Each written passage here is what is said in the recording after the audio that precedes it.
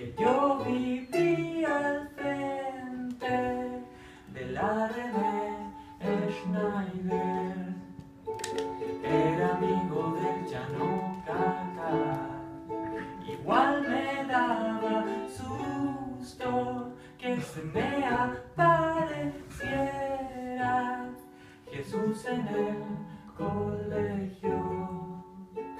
Al pasar por ese pasillo que estaba oscuro, yo a tu edad no leía tantas novelas negras. Yo a tu edad me rompía el lomo siguiendo idiotas. Yo nunca fui ni seré tan valiente como tú.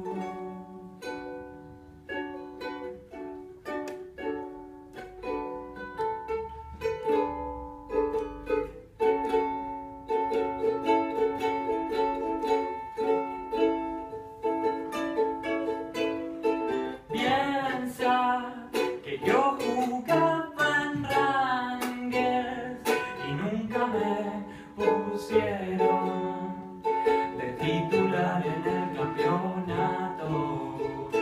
Igual Perdón, me pasé a la estrofa anterior. ¿Qué seguía?